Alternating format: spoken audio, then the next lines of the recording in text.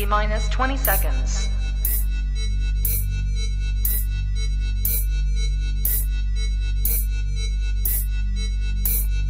10, 9, 8, 7, 6, 5, 4, 3, 2, 1, 0.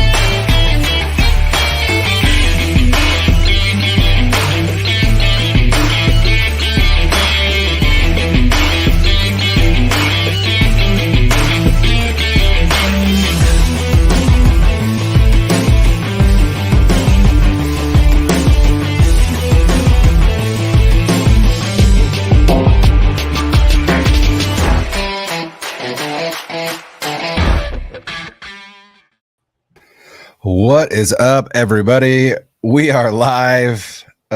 Cool 45 minutes later than we anticipated.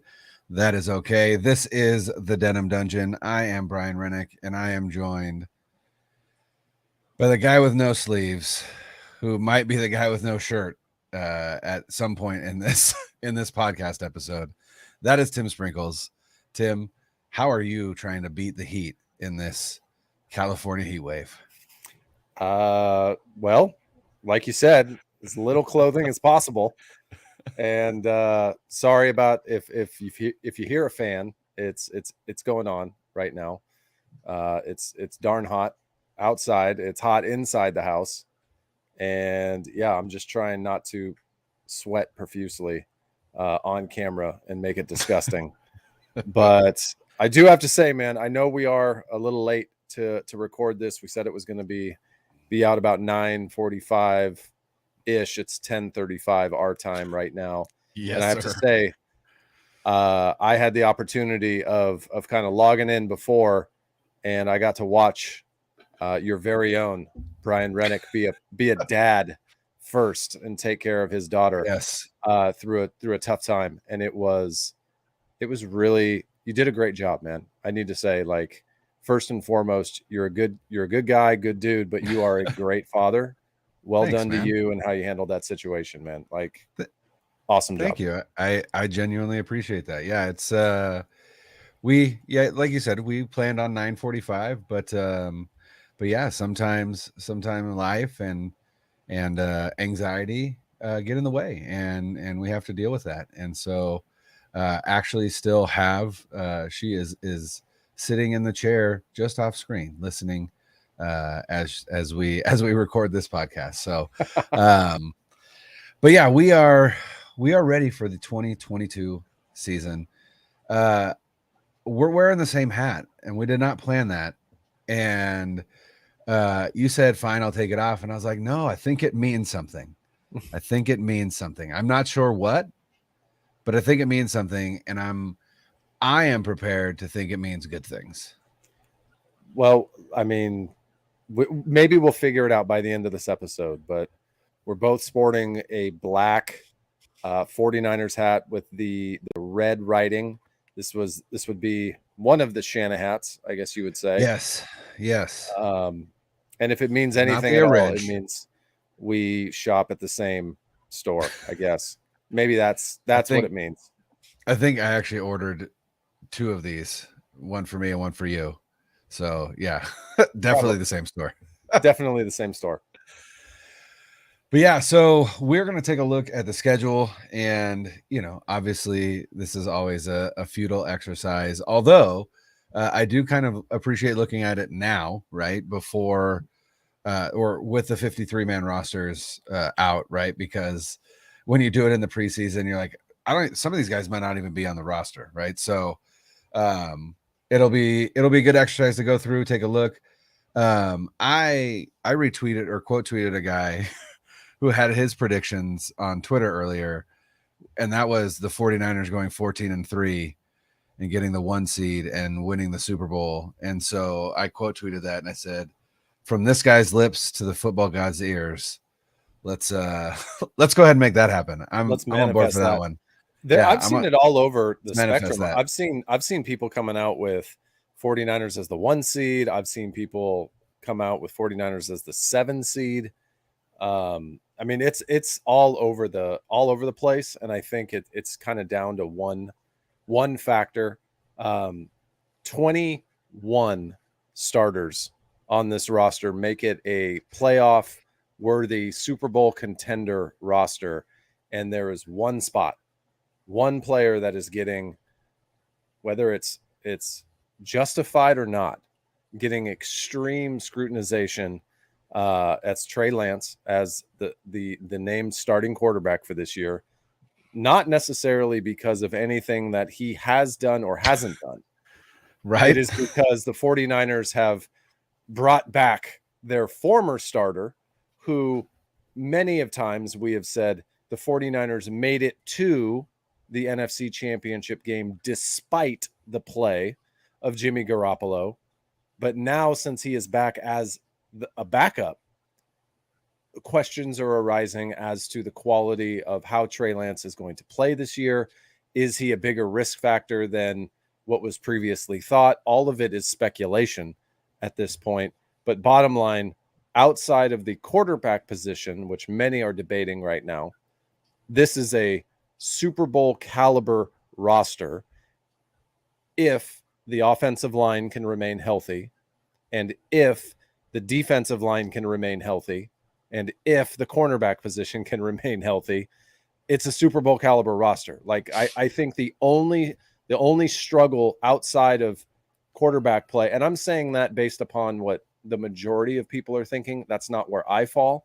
I think the biggest obstacle that the 49ers are going to face this year is not an opponent. It's going to be health. Can they stay healthy? Yeah, I mean, that's always a question with this team, right? Because there are guys on this team like George Kittle, who did not practice today because of a groin injury, and who may not play on Sunday. We don't know. You know, you had guys like Jimmy Ward, although Jimmy Ward has been pretty durable since those random arm breaks. That was so weird. But yeah, you've got guys on this team who are quote unquote injury prone, right? Or at least have that tag, whether or not that's, fair, valid, whatever, they have it. But I mean, in the NFL, really, almost every team can say like health permitting, right? So obviously, when you talk about trying to predict, outcomes 14 weeks in advance, right? Like you're going to hit very few times, right? Because injuries are going to change the landscape of the entire NFL at some point. But you're right. I mean, this team is now. You said there's 21 starters. I feel like you're giving a lot of credit to Jake Brendel. I think maybe 20 is the right answer. But yeah, those two. Okay. One of them touches the other's butt, so they're pretty connected. It's a fair statement. However, I would say when you look at the offensive line, they kind of come as a whole, right? Yeah. And I'm just weighing in on those five as a unit. Yeah. As a healthy unit, the starting five, I have confidence in. Yes, individually, there is going to be some concern in playing week in and week out. And that's understandable when you try and replace somebody like an Alex Mack, a veteran who is just a cornerstone of an offensive line who can be relied upon at any moment. But I just, you talked about this is a Super Bowl roster, and a lot of teams are saying if healthy, they could, right, XYZ. But there aren't a lot of teams when healthy, you look at it and go, oh, that's a Super Bowl roster. The 49ers have that. They are one of a handful of teams in the NFL where you look at every single position and arguably you could say, oh, that group's better than the other team's group for sure, right? Outside of, yeah. I mean, Trey Lance in the quarterback position, it's an unknown. I could give a rip what anyone else says, like, or thinks. At this point, it's all speculation. So if you're being subjective and you're taking your data from whichever source you want to, and it really bothers me that a lot of people decide to basically create or think that their own opinion becomes fact. Hence, I'm going to push my narrative of what I think. The bottom line is none of us know how Trey Lance is going to perform in a game when he is the starter and it is his team with this team. All the other stuff, preseason, last season, North Dakota State, whatever you want to say, like all it is right now is you formulating your own opinion to support your narrative for whatever reason you formulate. Like, cool, that's your gig. As of right now, Trey Lance is an unknown. Okay. I think personally, ton of potential. I think he has an opportunity to be a real special player this season. Outside of that, this is a Super Bowl roster right now. And when you hear people like actual, like big names in the national media, like people like Peter King, who talk about the fact that the 49ers are in a win now mode. And if Trey Lance struggles, then they've kind of backed themselves into this corner to go with Jimmy Garoppolo if Trey Lance has a couple of bad games in a row.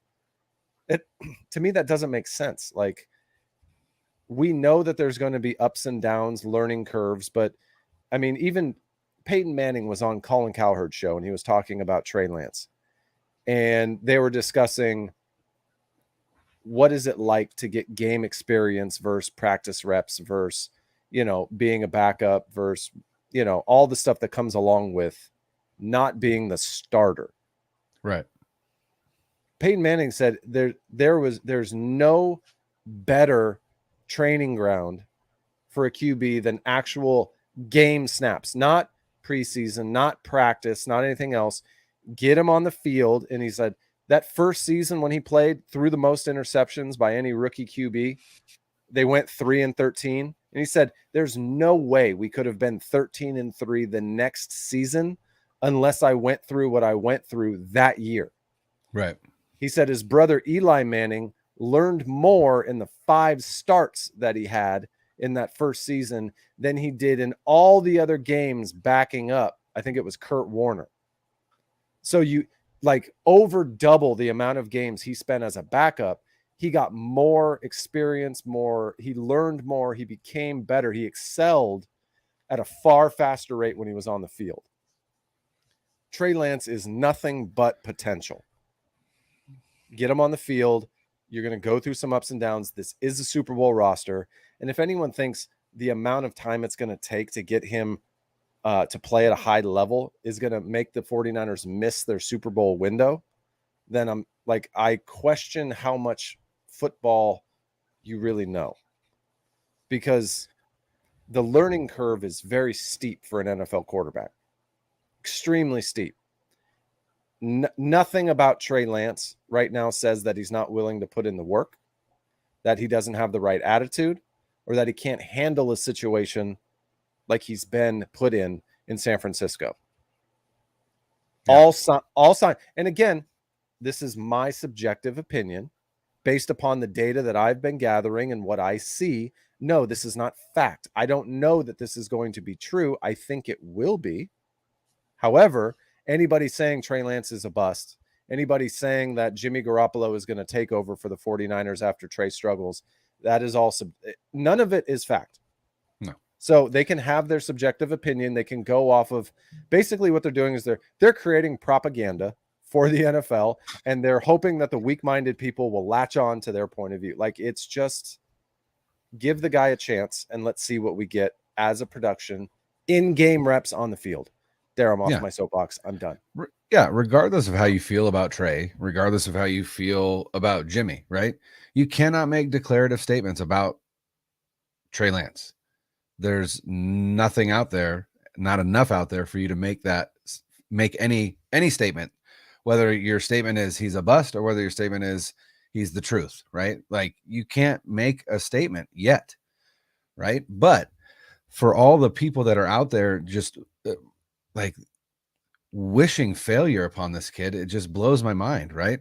Again, it just tells me that you are not a fan of the team, right? You're a fan of you and your own opinion, and there are plenty of people who are on 49ers Twitter who know all of those accounts that we're talking about, right? So yeah, it's not this season. You committed to developing Trey Lance the moment that you traded 3 first-round picks and some change for him, right? You committed to that. Regardless of what your window is, you committed to that. And to abandon that at any point in this season for a quarterback who has already been there for 5 years, who hasn't gotten the job done, who is the worst fourth quarter quarterback playoff quarterback since 1991, right? That's to switch to that guy just doesn't make any sense. It totally obliterates everything that you were trying to do when you drafted Trey Lance, in my opinion, obviously. And so I don't think there's any way that Jimmy sees a field unless of injury, or and honestly, I still think he could get traded, right? He's 100 times more tradable at this moment because of his contract than he was with his previous contract. That's one. And two, anybody that says the 49ers brought Jimmy Garoppolo in because they're questioning Trey Lance, the situation hasn't changed in regards to how Trey has performed. He's been consistently who he is since he joined. Like, that hasn't changed. So if you were willing to invest in Trey Lance before, spend 3 first-round picks on him, understand that there's going to be a development, you're just glossing over the fact that you look at it in the sense of there was potentially the best possible backup quarterback on the market for a reasonable price.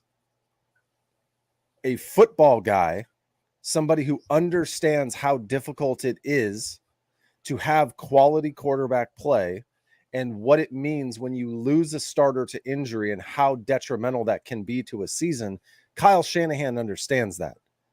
He is highly regarded as one of the best offensive minds in the game. Every time he comes up against, like, you see who's better, which coaching staff has the edge in a game, Kyle Shanahan either is highly considered or gets the nod almost every single time, yet he has a losing record in the regular season. And that is because 2 seasons have been completely derailed because their starting quarterback has gotten injured and not been able to play the season or the majority of the season. You have an opportunity to boost your QB room and bring in the best backup quarterback in the league. Yeah, you're going to take it for an affordable price, and you make him trade worthy. So it doubles your value of what you just did. Trey Lance is mature enough. Trey Lance has a strong enough belief in himself. Again, subjective. I believe those to be true, to be able to handle that stuff, because this is what was being reported about him before the draft. That's who he was. A football mind, a very confident guy, a guy who understands, who can be an adult in a room even at the age of 20 and 21 years old. Like, that's who you got. You didn't get a Jameis Winston type of a quarterback. Not a huge knock on him. He's a great talent. However, he's not stealing crab legs, in the student union. Like, you're not getting that guy from Trey Lance. I just hope for your sake Andrew Pasquini is not listening to this right now. I hope he is, because that means we have one listener. Love you, Pasquini. Love you, Ponte. I hope Sprint Right, you have a special place, but I don't believe it's Jameis. I don't ever think it will be Jameis Winston season again. I think the character of the individual, what they do. I mean, did you see the wrists and the ankles and the elbows and the knees and the yes? What is going on? What is going on with that dude? No one knows, but it's provocative. It gets people going. If you're listening to this, all right, and you haven't heard Jameis Winston and his interview about him talking about how the body is symmetrical and how the joints relate, it's just fascinating, and it's really worth a listen. So look it up. It's great. It's just an anatomy lecture. That's right. But to get back to the one thing, and again, I said I was done and it was off my soapbox. We know what we're going to get from Trey Lance. Okay, the mental side of the game, he can handle this type of stuff. If you're telling me that, oh, there's no way that Trey Lance can handle the fact that by week 4, week 5, the 49ers are going to be potentially 2-2 at the end of week 4. And if they lose the next 2 games and they go into, Atlanta and Carolina, or it's Carolina, then Atlanta, and they lose one of those games, or they're 3-3 or they're 2-4, Trey Lance's time in San Francisco is over. They're going back to Jimmy Garoppolo and they're going to move off. Then thank you for letting me know that you really don't understand how, one, the quarterback position works, how the game of football works, and the fact that this is the process. Like, Trey Lance will handle that. There's ups and downs. I don't think they'll be 2-4. I think they'll be, spoiler, I think they'll be 4-2. Whoa. Spoiler. We'll get there. We don't know which ones. You don't know which ones I have as wins and losses. We'll get to that. But everything that has been reported is that on the things that Trey Lance can control, he's going to be fine in this situation. Reports out that he was frustrated, that he was irritated that they re-signed Jimmy Garoppolo. Okay, sure. Really, love you, brother. Thank you for being a subscriber. Appreciate you being here. It baffles my mind that you would think that you would bail on a guy you spent 3 first-round draft picks for to go back to a guy where we were winning. Where the whole narrative was we're winning in spite of Jimmy Garoppolo at this point. The roster is stacked. Why would you go back to that? Jimmy Garoppolo is a great backup right now, affordable, trade values high. Everything that the 49ers have done within the organization is right for them. They don't care about the noise. They don't care about the fans right now. They don't care about the people who are trying to create a narrative in some way to support them. Let's see here. If run game is healthy and hits all throughout the season, the 49ers will be in the playoffs easy. Yeah, 100% agree. Sure. Yeah. For sure. We know the 49ers are a run-first team. Okay. They have probably, I think, the best run designer in the game in the outside zone scheme. There's no doubt about that. And I'm very intrigued, which, by the way, I need to give you props, Brian, because last week you predicted that on the 53-man roster, they would add a running back. I thought that they would go with Hasty for a little bit more diversity. I was incorrect, and they went with Mason. And yes, sir. So props to you, man. Well done. Thank to you. Thank you. He adds a bit of nastiness. I think that Thunder. Yeah. Hey, if Elijah Mitchell is going to be lightning and Mason can be thunder, I like it. There's one thing in my playing experience that I loved for every running back that ever was productive on the field is that they ran with reckless abandonment when they hit the hole. They didn't fear contact. They were accelerating through the gap, through the hole. And that's what we saw from Mason. That's what we saw in the preseason. That was honestly so special, that where a lot of running backs will hesitate. They'll kind of, once they get the ball, they take a look and they see where the hit's going to come from. It really seems like Mason's going to be the type of a guy that accelerates through contact, accelerates through the hole. I think in this outside zone scheme, I think he will be successful, not to the point of what Elijah Mitchell is, but I think he's going to be much more of a benefit in short yardage situations and goal line situations because of that mental. He doesn't have any block. He's not going to hesitate, and he's going to accelerate and power through and explode through the hole.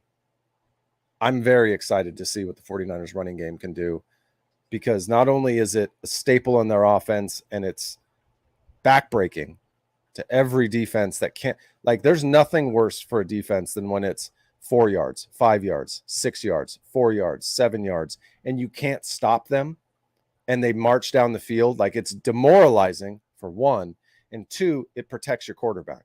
So if you have a guy who needs to throw the ball 17 to 22 times a game because he's new, he's learning the offense, like, I don't think people understand how fast defenses are at the NFL level. Like, if you played high school football, the jump from high school to college is, I mean, as somebody who did it, I can say it's almost unbelievable, the speed at which it changes. And so you think about that and you go, the best players in high school now played college. So all of the best players that you game planned to go away from, right? Now you go against 11 of them. College is hard. College is super, super hard. 1% of those guys go to the NFL. So now the best players possible that you're playing against in college are going to be on the field at the NFL.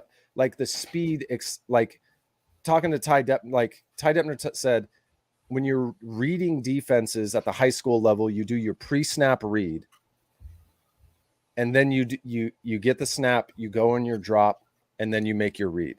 At the college level, you go through your cadence, and at the snap, you have to do your pre-snap read, and then at your drop, you then get to make your throw, and you get to make your decision, which I can attest to. Like, that's 100% accurate. Like, you have about a second to understand and diagnose the defense as the ball is kind of either coming into your hands or on the snap. He said at the NFL level, he said you don't get to do pre-snap reads. You don't get to do that at the point of where you get to touch the ball. You're doing your pre-snap read on your drop. So by the time you get to the top of your drop of whatever it is, 3-step, 5-step, at that point, you now have to diagnose the defense and make your read. So there's, like, in the NFL, pretty much everything he said he did pre-snap, outside of when you motion somebody, you change formations, or you try and get the defense to give something away. Outside of that, pre-snap really doesn't matter. And that blew my mind, because I remember, like, college, it was hard. It's hard to think that fast. But at the NFL level, I mean, that's why, let's just be frank, like, the quarterback position in the NFL is probably the most scrutinized, hardest job there is in all of sports. Sure. Right? No arguments. Arguments. All right, 22-year-old kid, you're expected to be perfect in your first start. Like, get out of here.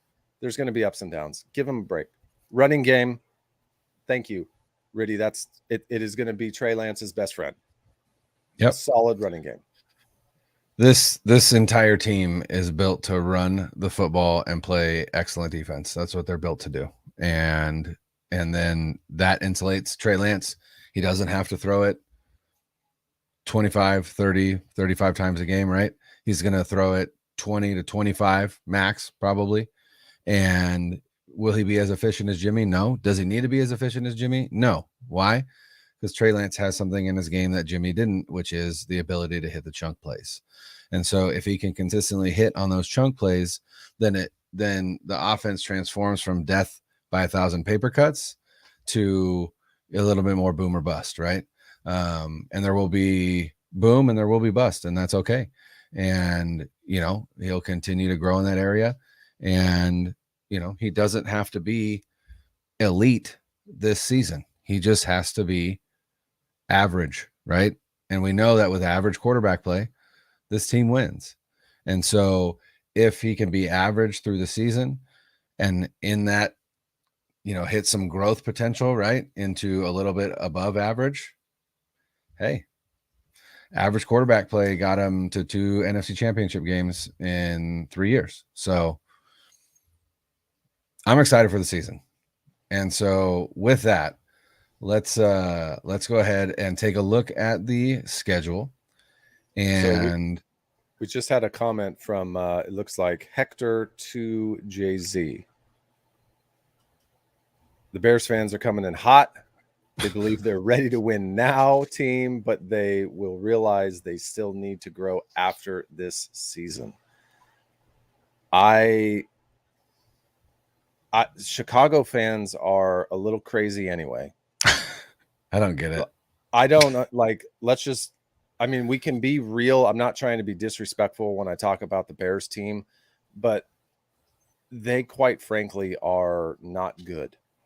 Like that's I'm not trying to be mean, but like realistically speaking, they're not good. They're That's doing funny. everything they can to make excitement, to build themselves up, because quite honestly, with that offensive line, like what do you really have to look forward to? Like they don't really have weapons. They have a young QB who, in all honesty, let's be real, Justin Fields, we were very high on coming out of the draft. Yeah. We thought that he had as good of a shot, if anybody. The two people we thought would go to the 49ers was 1A, Justin Fields, 1B was Trey Lance. Like that was, Yeah. we're on record saying those were our two guys that we thought. Mac Jones was never an option, right? Right. The Bear, like you look at the quarterbacks drafted out of the 5, right? And you look at, you got Trevor Lawrence, decent, like they added a bunch. I think he's actually has an Well, opportunity. they added a real coach, which I think is the most important part. I think that's yes. He needs stability, and they added some weapons. They invested a lot of money offensively, so good for him. I expect a lot of progress from Trevor Lawrence this year. If not, then that's all on him. He has pieces in place. You look at Zach Wilson. Yeah, I mean, a little bit of a knee injury in the preseason. The team seems to be moving in the right direction. They have a great GM. They have a good. I love Saleh. I believe it's pronounced Zach Milfson. I believe is how it's pronounced. My apologies. The Cougar Hunter, Zach Milfson. Again, definitely has some weapons, has a stable organization. I can't believe I'm saying that about the Jets. So I think he's going to be decent. We'll come back to Trey Lance in a second. And then you look at Mac Jones. I think we've seen what we're going to see out of Mac Jones, right? And then you have, again, playoff worthy, probably not playoff winning or anything that's going to be super special. And then you have Justin Fields, who has the worst situation of any of the 5 quarterbacks drafted in the first round. No doubt. No, not a lot of weapons, a terrible offensive line, a defensive, like I liked Justin Fields so much. I feel sorry for him for what this season looks like, because if it goes the way I think it's going to go, people could be questioning whether or not he's the guy. And that's just unfair, because it's a garbage roster in a real rough place. And those fans they turn on you quick. It is like they do not tolerate failure, and unfortunately there's a lot of it coming. It's like they set him up to fail. It's lame. All right, man. So let's I feel bad for Justin and Zach Milfson. The Cougar Hunter. Hey. Look at that one. Hey, man. All right. So how do you want to break this down? You want to do week to week, or do you want to do break it? We'll go in 4-week chunks, right? 4-week chunks. Right. That last one being 5, because it's the 17 game schedule. And so week 1, right? We are 4 days away, right? Is that Nick Mullins days away from the home opener, 10 a.m. right? Or is it a 1 p.m. start? If it's a 1 p.m. start, 10 a.m. I'm gonna be thrilled. Okay, dang it. 10 a.m. I will be coaching the 5 Cities 8U Dirt Devils at that time, so I will be recording that game. But they are opening on the road against the Chicago Bears. I'm calling that a dub. You gonna go in your groups of 4, or are we going back and forth? Oh, okay. You want me to go all 4? Let's go. Do your 4. Yeah. All right. Week 1, that's a dub. Week 2, the Seahawks come in with I believe Geno Smith at quarterback. That's a dub. Week 3, big test in the first 4 games. This is an away game, Mile High against the Broncos. And I am going to call that one a loss. Which brings us to week 4, home against the defending Super Bowl champion, LA Rams. Kyle Shanahan owns Sean McVay in the regular season. That's a dub. 3-1 through the first 4 weeks. Nice. If the 49ers are 3-1, going into week 5, I think a lot of the conversation regarding Trey Lance has been put to bed at this point. If Trey beats either let's ride Russell Wilson and the Broncos, The corniest man in football. oh my God. Yes, I can't even like I have no response to that other than he is like the worst on promoting and social media. And like, if you want any sort of like anything interesting at all, like everything with him seems like somebody that he trusted severely in his promotion team. It like he brought from his neighborhood and they're like, guess what? I got it, man. We're going to call you Mr. Unlimited. They're going to love it. Awful. Like they're like, you stand in front of that camera and you They're say, going to love it. Broncos, like, let's ride. No, let's not do that. That's not a good idea. Chicago Bears win. Seattle Seahawks win. Denver Broncos, unfortunately, the corny Russell Wilson. I don't think that they go in and win. I too also think that they're going to lose. And this is week 4 for me. I think it's a loss to the Rams. For me, they split. Spoiler a little earlier. I already gave an earlier spoiler. This is another one. They split with the Rams. They lose this week, the first time they play them. And I think it's the motivating factor because they lost in the NFC Championship game after beating the Rams multiple times in a row. And it felt like Shanahan had McVay's number. And I think this is the point where McVay has a decent start to his season. And this is what refocuses Shanahan. And basically they'll win week 8 and then they'll beat them in the playoffs. So I think that it flips from last year in terms of the way the season played out against each other. So 2-2 at this point for me.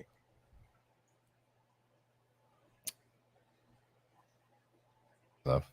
Do you want me to go week 5, 6, 7, 8? Flip it.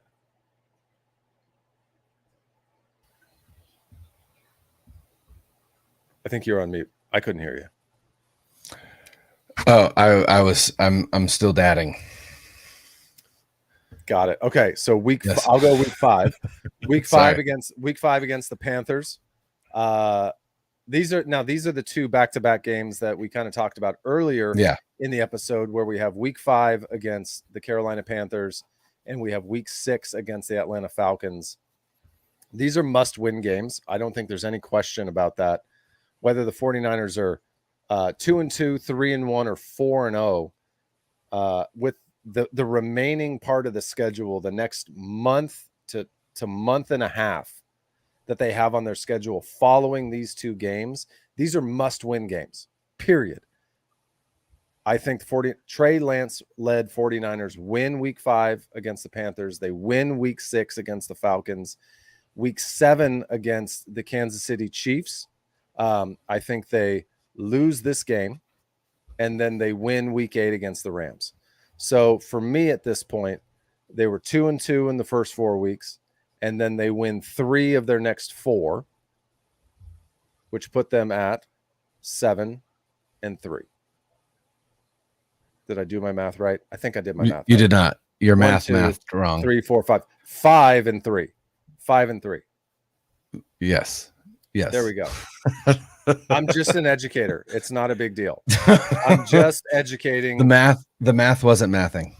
I'm just responsible for educating this generation's youth. No big deal. My No big deal. apologies. No big My deal. He's got apologies. this, guys. Don't worry. He's got this.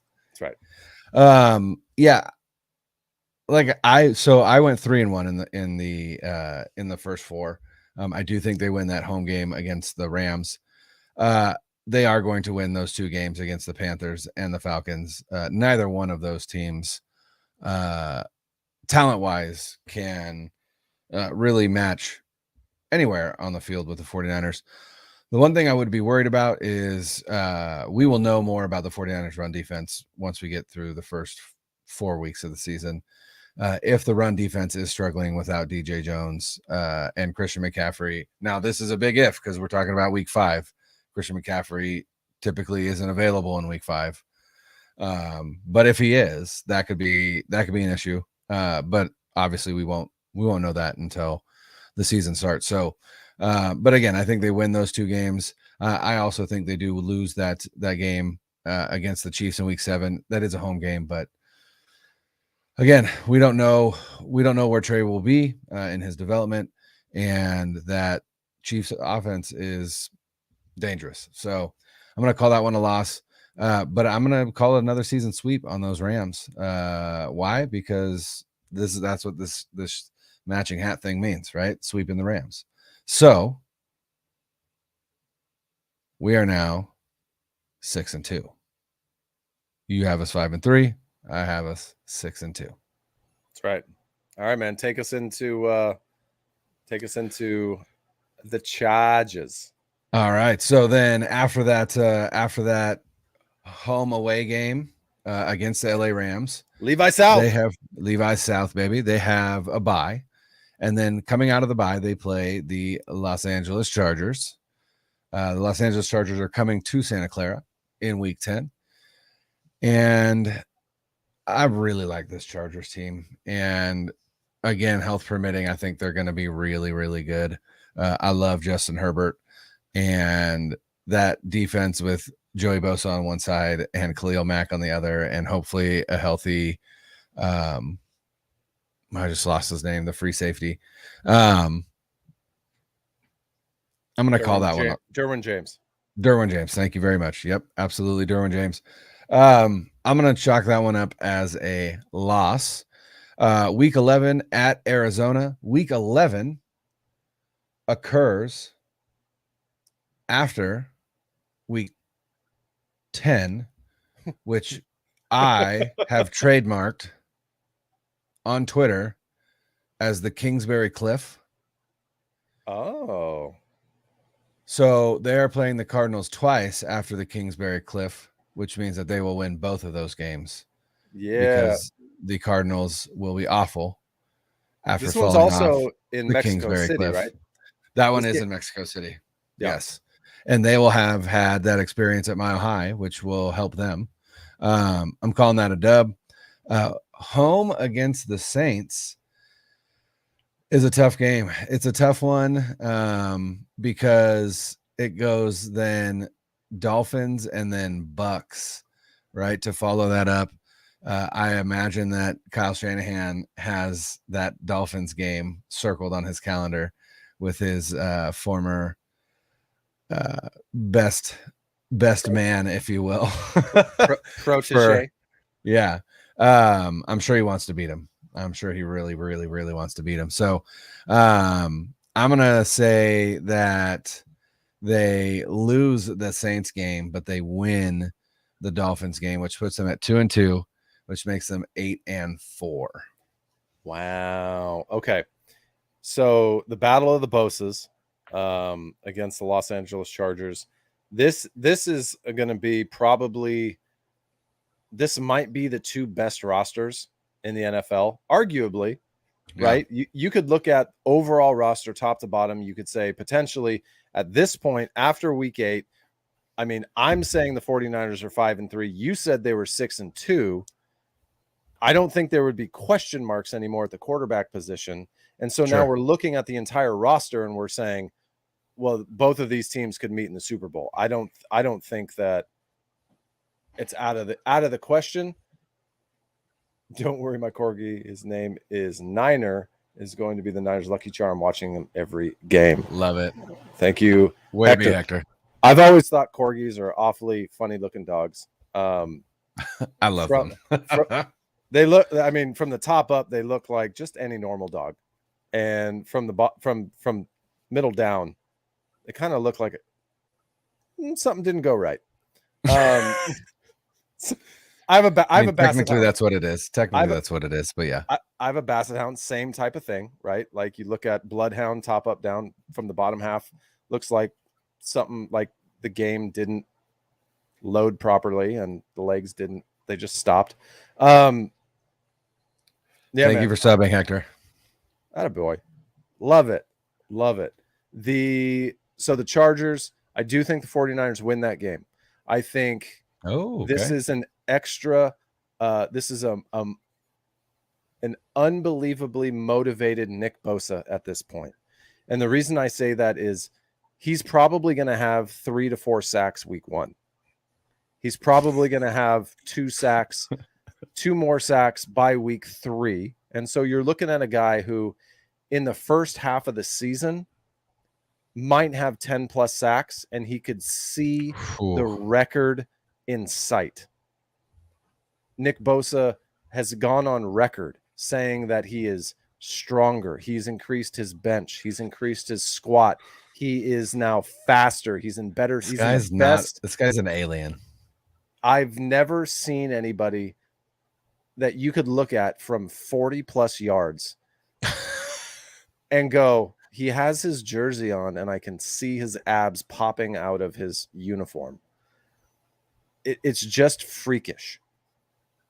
There's no, like, when you talk about, like, you listen to Trent Williams, by far and away, I think the best offensive lineman in the game, potentially the best player in the NFL, snubbed by the top 100, in my opinion, for where he fell. Lame. Totally. It was a terrible, terrible spot for him. But he talks about going against Nick Bosa, and Nick Bosa he's different. He is built different. Every time I say that, I think of that kid cracking the egg on his arm, and it just cracks me up. Nick Bosa at this point in the year, with the motivation from going against his brother, and the fact that he has probably 10 plus sacks already registered, I think this is a statement game for Nick Bosa, where not only does he put himself in the running for Defensive Player of the Year, but people start going, could this guy be the MVP? Not he will be the MVP, but could he be? 49ers win against the Chargers. They go in, play the Cardinals in Mexico City. Now, I don't know if you've ever played or done anything athletic at a mile high. I grew up. Obviously, I have. Look at me. Look at you. You are a fine specimen. I played high school ball in South Lake Tahoe. The football field was at 6,300 feet. We had a marker at a mile, and we made sure everybody understood when they came into play, they were playing at a mile high. It is because it is psychologically different. You think you're prepared, you think you're in shape, but when you break down the actual like biology of it, the blood does not have enough oxygen to sustain the amount of cardiovascular output that the body does. Like it is unbelievably difficult. It gives you an advantage. So like you said, go ahead, Brian. Not sure how long this channel's been around. No, I was just showing Hector showing love. I appreciate it. Attaboy. We've been around for a while. Let's be real. It takes a while to get off the ground. We've collaborated with a lot of great people on this platform. Sprint Ride Option. Let's see here. Jordan Elliott.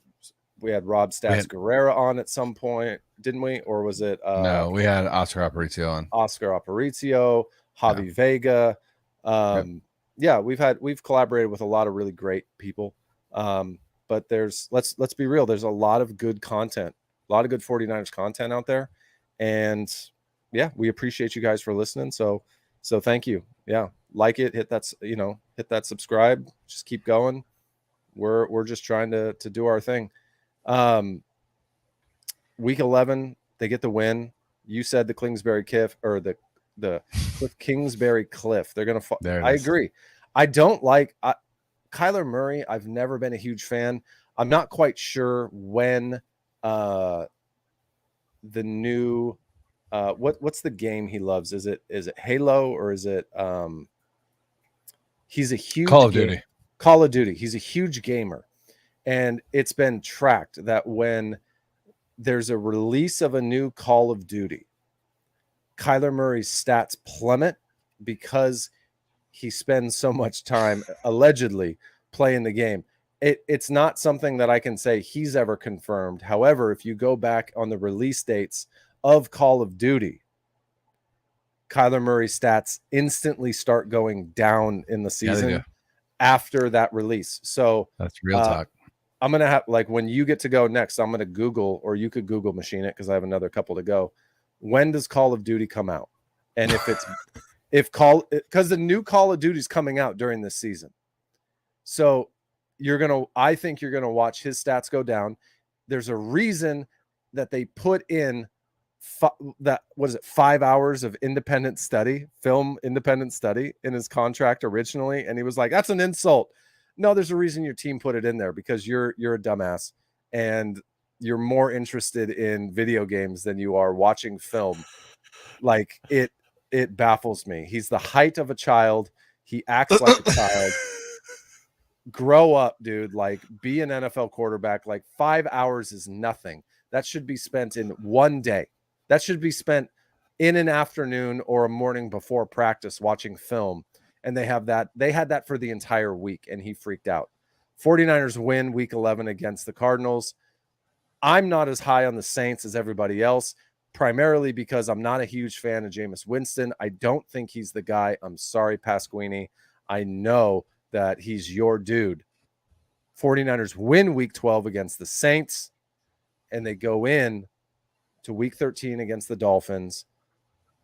You talked about it. McDaniel, Shanahan. This is going to be a game. I think it's season defining for both of them. Both teams are going to be on the up. And for me, this is a clean sweep of a 4.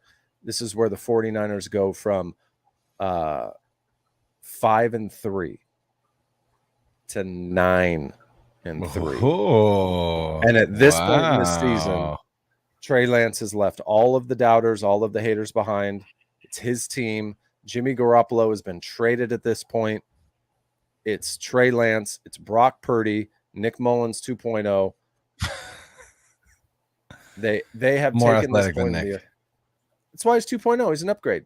He's an upgrade. That's a good point. That's a great point. But at this point, switch his number to 4. There you go. I do think defense wins against the Chargers. Yeah. Defense wins against the Cardinals. Offense wins against the Saints. Okay. Offense wins against the Dolphins. That's the caveat to these 4. That's the caveat to these 4. Okay. So, bad news. Okay. 49ers play the Cardinals almost a month after Call of Duty is released. So he'll have played it, he'll have beaten it. Like, it won't be. Still goes down. It won't be. But down. The real winners, right? And for, again, the two of you watching and anybody listening right now, jot this away, right? Write this down. The Cardinals play the Vikings on October 30th. Call of Duty Modern Warfare 2 releases October 28th. Kyler Murray may not even play in that Vikings game. If I'm a betting man, bet the under. I'm going to Tahoe and I'm going to put money on the Vikings for that game. It is Lock City. Yes, Kirk Cousins. You like that? Yeah, exactly. Like that? Yes. Oh, so funny. Beautiful. All right, so our last 5 games. So I have them at 8-4. You have them at 9-3. Week 14. maybe Tom Brady, maybe Jimmy Garoppolo coming to town with the Tampa Bay Buccaneers. You never know. It depends on Uh, Giselle. Like, what does she want? Like, is she gonna pull him back? Yeah. Well, here's the say, thing. Here's "Be a dad." I'm genuinely upset. I am genuinely upset. I drafted Tom Brady. I have 2 fantasy teams. I drafted him in one of them. And then my wife told me about all of the tabloid stuff. And I was like, how was I unaware of this before I decided to draft Thomas Edward Brady? What are your fantasy team names? You always have good ones. Well, I have one, and it's Zach Wilson, Cougar Hunter. And then Nice. the second one is just what is the second one? I think it's Trey Area. It's not clever. It was just that's not the one with people I know. The one with people I know, that's Zach Wilson, Cougar Hunter. Cougar Hunter. And I wanted Zach Milson, but ESPN wouldn't let me. So son of a ESPN. Okay, step up your game. Yeah, Jesus. Terrible. But I'm gonna assume that it's Tom Brady, and so I'm gonna call that a loss. They're coming down off that emotional victory over Mike McDaniel and Tua Tagovailoa, and Tyreek Hill, and Tyreek Hill, Raheem Mostert. Raheem Mostert ran all over them, but they still pulled out the dub. Anyway. I do think that is going to be a loss to the Bucs, just because, like I said, I have to assume that Tom Brady is there because that's the reality we have right now. But like I said, hey, you never know. That could be Jimmy Garoppolo, and that would be so fitting. I mean, honestly, It would be so fitting, and that would 100% be the game of the week. That would be so good. I almost am rooting for that now. But anyway, week 15 against the hapless Seahawks. That's a dub. Home against the Washington Commanders. That's a dub. In Las Vegas, a game that we might be at, right? Like, we're genuinely thinking about that game is January 2nd. Timothy, your birthday is January 1st. Are you sure it's the 2nd? Or is it the 1st? It's the 1st, man. It's my birthday. Oh, it's on your birthday. Yeah. Yes, I might die at that game. Yeah. I can just tell you, and to all of our twos and twos of listeners, if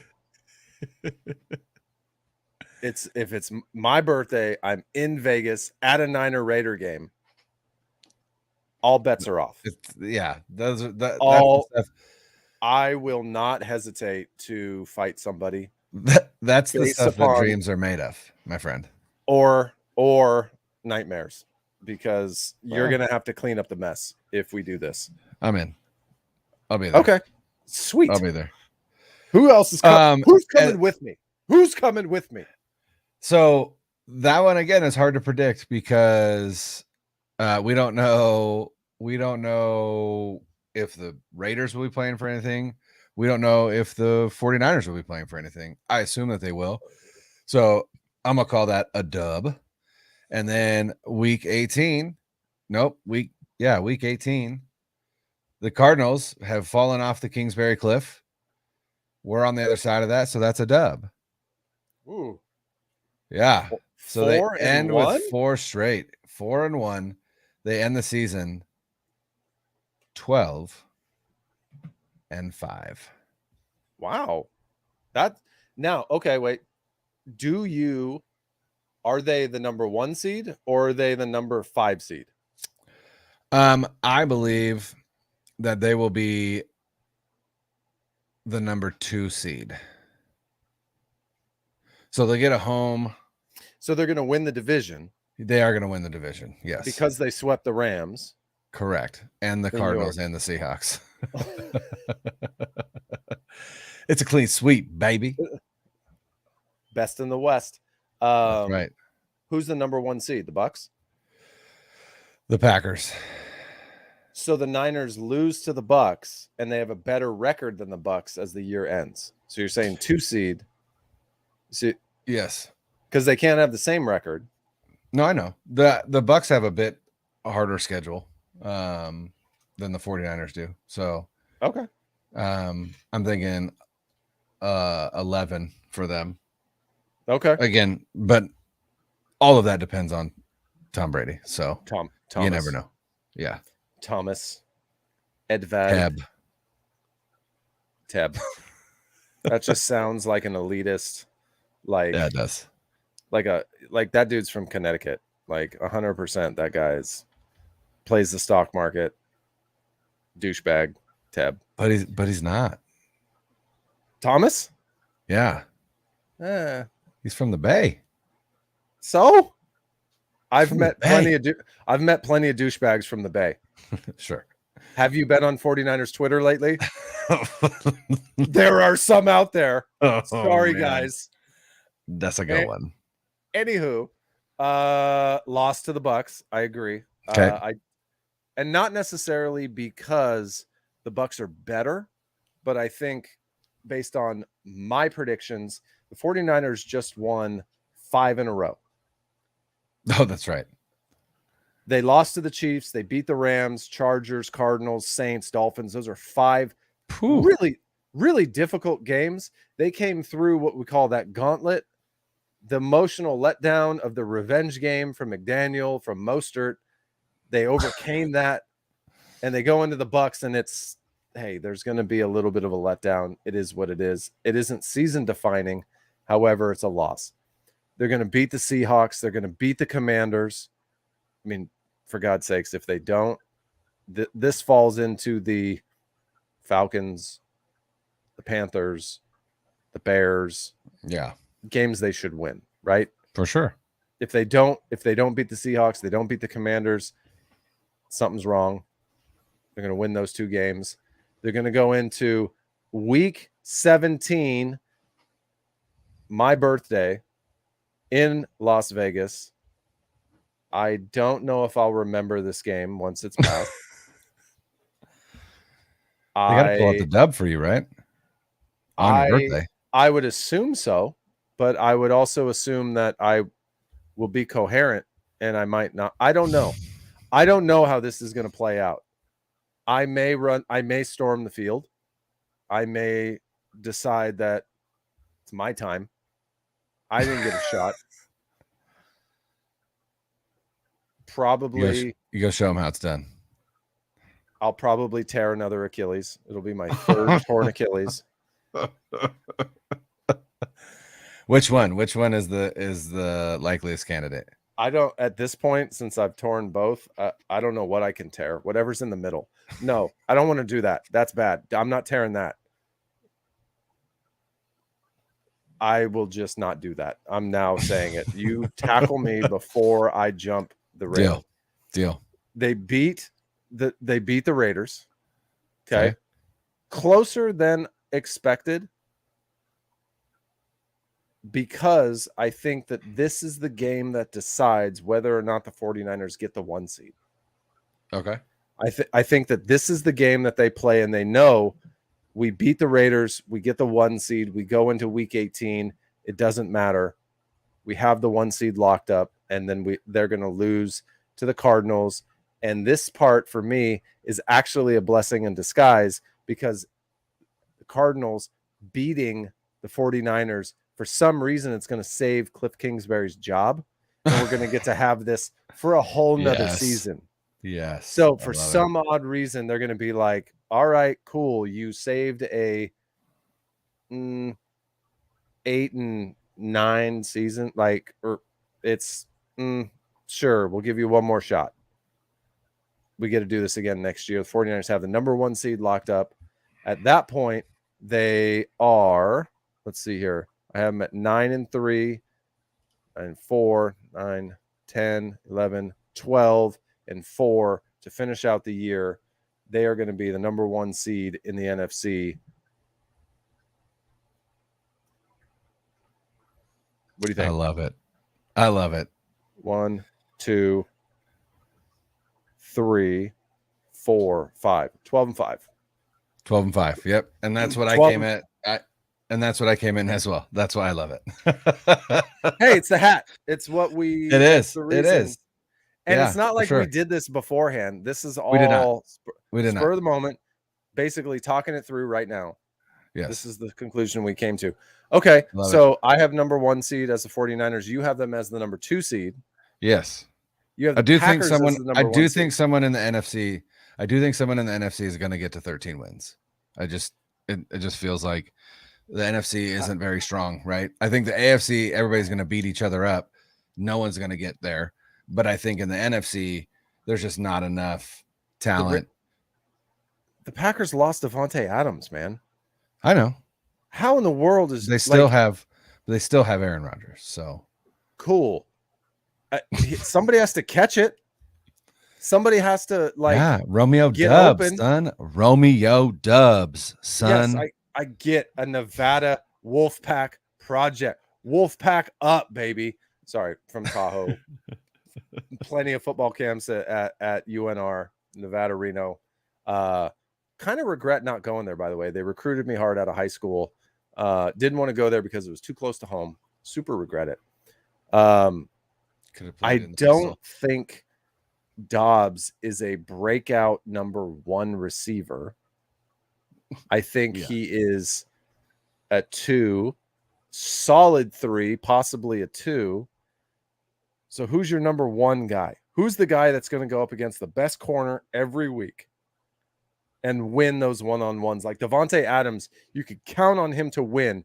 Yeah. You watch the Packers offense, and they relied heavily upon the fact that they're going to win one-on-one matchups. Devontae Adams was going to win his matchups.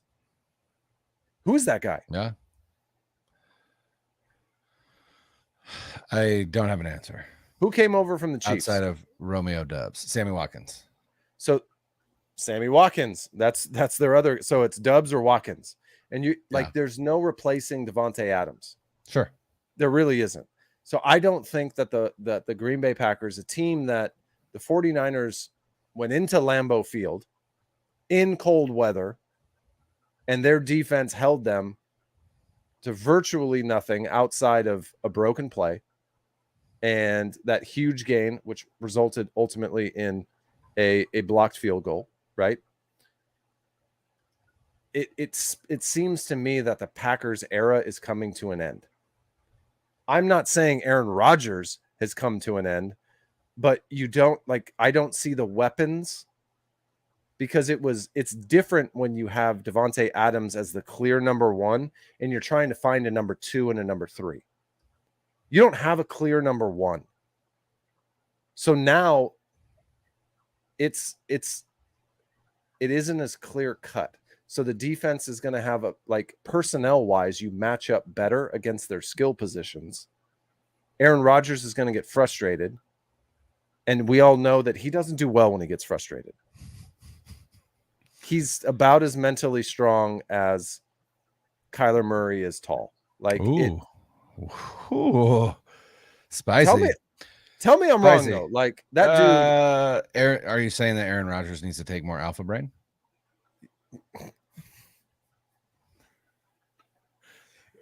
Whatever drug he's taking to expand his mind at this point, I just don't. Do you remember what it was called? Didn't he take DMT? I don't know what it was called. If somebody knows, shout it out. He took a hallucinogen, right? Somehow that's fine, but I don't know. Players in the league just smoke weed and they're suspended for a year and a half, and he takes hallucinogens. That's an excellent point. I never even thought of that. That's an excellent point. And they're point. Good job, Aaron Rodgers. Wait a second. Go talk about it. Yeah, go talk about it. Yeah. Mm-hmm. Throw it in her face. That's a great point. I never even thought of that. That's funny. So stupid. All right. If the NFL is anything, they're inconsistently consistent. Yes. Oh, for sure. They're consistently inconsistent. No, that was wrong. I'm messing up everything. I can't do grammar. I can't do words. I can't do math. I'm just gonna mute. You finish the show, Brian. Well, I'm gonna need you because I got a couple things, right? So we've been in here for an hour. We'll get out of here quickly. I just wanted to do some rapid fire. prediction questions for you. True. Again, I did not run these by you ahead of time. Perfect. So That's how I like it. so here we go. Okay. First question. 2022 team MVP. Nick Bosa. Okay. 2022 offensive player of the year. Deebo Samuel. Oh, okay. Okay. I don't think he has a letdown year after the contract. Like I think Deebo Samuel is going to be as effective in the passing game, if not more effective in the running game on really important occasions, not used as much. Okay. But my initial MVP offensively, Deebo Samuel. All right. Which player is most likely to earn a national reputation this season for the 49ers? Tabor Pepper. No. How dare you? Tabor Pepper already has a national reputation. He is that man is a national treasure.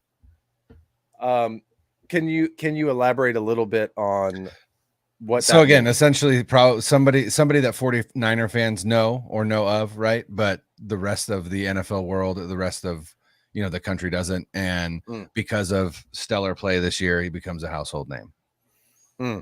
I see what you're going with here. That's a really, really good question. And I have two players that are potentials, one on both sides of the ball. I think Elijah Mitchell is one. I think if he can remain healthy, he is going to be a 1,200-yard back this year. I think he will have an outstanding season if he can stay off of the injury list.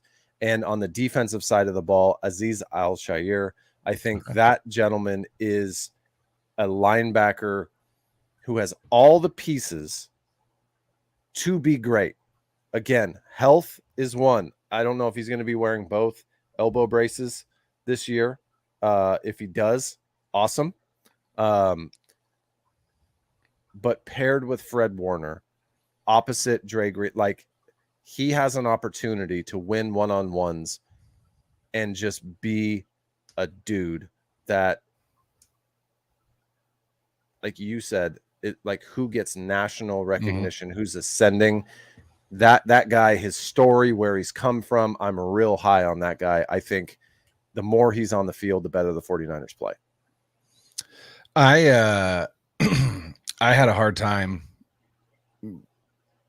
trying to pick between two players, and so I'm just going to say both of them because I genuinely believe both of them are going to have huge years. One is Charvarius Ward, right? I think Charvarius Ward isn't quite a household name, isn't quite a national name, and I think he is going to become one after this season. And the other is Samuel Womack III. I think he is going, I think he is going to have I think he's going to have a hell of a year, and I think I think Samuel Womack is going to lead the 49ers in interceptions. Is he defensive rookie of the year? Is that what you're saying? I'm not going to go that far, but I mean, to say that he's going to lead this team in interceptions could definitely have him in the conversation. You know who we didn't mention, and it seems criminal, is Brandon Ayuk. That does seem criminal. Neither of us talked about Brandon Ayuk, and I feel like that does seem criminal. And part of that was because I had some questions in the chamber about Brandon Ayuk. So I'll go ahead and ask that question now. Who leads this team in receiving in 2022? Again, great question. I've already kind of put my stake in Deebo Samuel. I think that he is going to continue his ascent, if you will, in terms of his production, his play, taking the league by storm. Brandon Ayuk will follow closely. I think the 49ers will have I don't remember the last time they had 2,000-yard receivers. This is the season, however, that they are going to have 2,000-yard receivers. Nice. No, and it's not a homer pick. Look, I love Brandon Ayuk. I think he built a ton of chemistry with Trey Lance in the offseason. For sure. They were always working out together. They were always everything that you saw, whether it was in they're legit OTAs. friends. They're friends.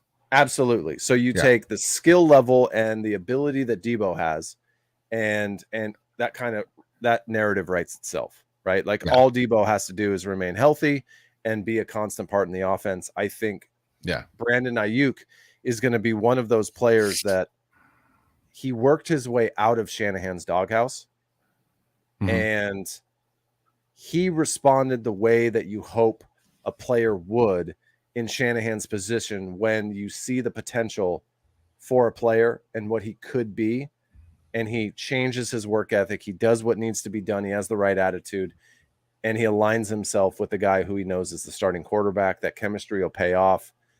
We're going to see a lot of big plays from Brandon Ayuk this year. Yeah. Yeah, I think Brandon Ayuk is going to lead the team in receiving. I like the prediction of 2,000-yard receivers. That would be incredible. That will also speak to another question that I have here coming up in a second. But yeah, I think Brandon Ayuk is going to lead this team in receiving. I don't think that means that Deebo Samuel has a down year. I just think Ayuk is going to have a phenomenal season. On Candlestick Chronicles, their most recent episode, Kyle Madsen and Chris Biederman did some predictions, and Biederman's they did a hot takes, their hottest 49er takes. And Biederman's was A, that Brandon Ayuk leads the team in receiving, and that B, that is 1,400 yards. And then he did the math, and I was like, oh, and it's like 72 yards a game or something like that. It's not anything, or no, it's not. So it's like 80. I'm gonna do the math. Hold on. And 82. That's what it is. 82. 82.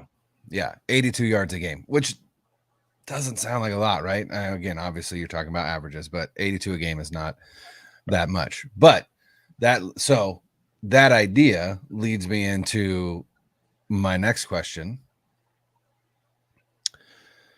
Does Trey Lance finish the 2022 season with more passing yards than Jimmy Garoppolo had in 2021, which is 3,810? I don't even need to hear it because I know it's not over 4,000.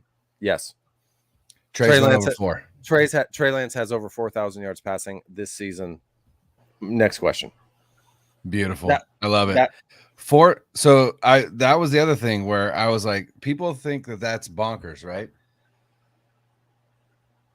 4,000 yards over the course of a 17-game season is 235 yards a game. It's not a lot, right? I don't think that is unreasonable, and but what's interesting is that would make him the first 4,000-yard passer since Jeff Garcia. Wait, no, Kaepernick didn't have 4,000. Never had 4. Never had over 4. Neither did Alex Smith. Yeah. Okay. So beautiful. We're on the same page. I think he will exceed 3,000. I think he'll exceed Jimmy Garoppolo. I also think that he'll exceed 4,000. I don't know by how much, but I do think that he'll surpass it. Now, obviously, again, that is 17 games. That is 17 starts, right? No injuries, what have you. Right. Over under 13.5 games played by George Kittle. Oh man. God. Over. Not. This is my heart talking, not my head. Sure. If you look at just the lead up to week 1, and already George Kittle is questionable with a groin injury. I love how it was a groin, it's a hamstring, it's a groin, it's a hamstring. I think it's a groin. I think it's a groin. I think that's been confirmed. Now, is there a tougher player in the NFL than George Kittle? I don't know if there is. That dude is. This is for all of the old fans out there. Jack Youngblood reincarnated. The Jack Youngblood was a player That's a for the poll for the Rams. for the okay? old heads. You threw that Right. one out for the old heads. I'm old, but that dude played on a broken femur. Like Yeah. he snapped his femur, they taped it up, and he played the rest of the game. Like Bonkers. that's the amount of toughness that Jack Youngblood had. Like it's unbelievable. My goodness. George Kittle showed very, very similar, right? Like, do you remember the game where it was against the Cardinals? And didn't he break his foot? Yeah. And then like he broke his foot, and then he caught a pass, broke a tackle, shoved Budda Baker into the ground, made him his you know what, and then ran into the end zone. Like George Kittle has that in him. He's got that dog in him. Absolutely. He's incredibly tough. Yeah. The only question is George Kittle are we in a point of a season where he's needed? Are the injuries going to be more than what his toughness can overcome? Like potential career altering injuries if he doesn't rest. Because Right. I think if he's injured in a sense where it doesn't affect the rest of his career and it's just pain, no question he plays, no question it's over 13.5. Yeah. Yeah. I don't even like asking that question just because of what it implies, but Terrible. you know, Terrible. It is. How It dare is. you? It is a consideration. It is a consideration. And then you kind of alluded to it earlier. I was going to ask who is going to lead the 49ers in rushing this season. Elijah Mitchell. Earlier, Elijah Mitchell. You think he's going to get over 1,000 yards, Yes. which would be the first time for a Kyle Shanahan led offense since Carlos Hyde. Oh, what? Yeah. Wow. Oh, wait. Kyle Shanahan led offense or a 49er? I meant as the 49ers head coach. That's what. Yeah. Okay. Gotcha. But technically the last one in a Kyle Shanahan 49ers offense because he did it as a 49er. Got it. Okay.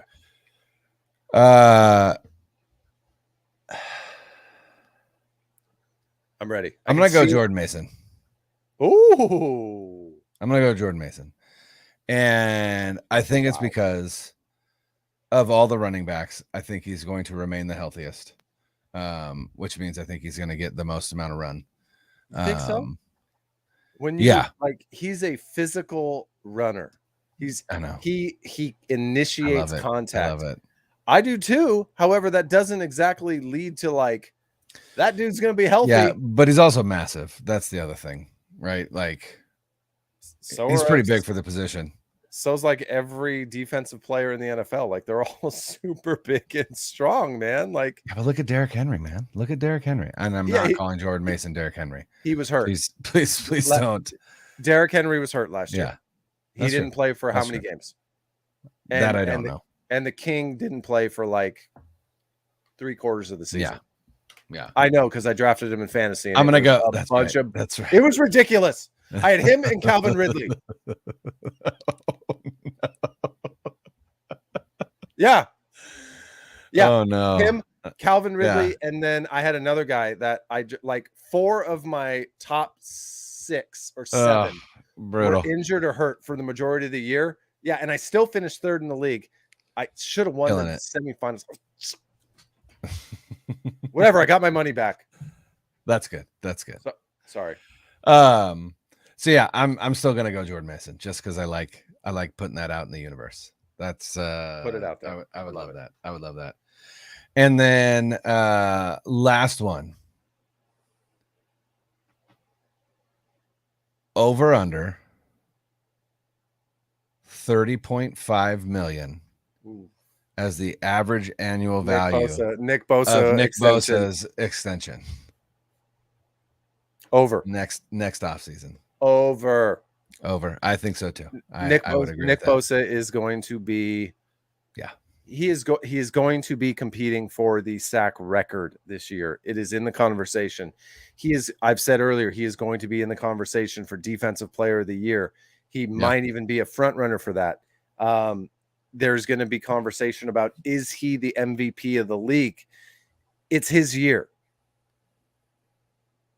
it is going to be a monster season for Nick Bosa.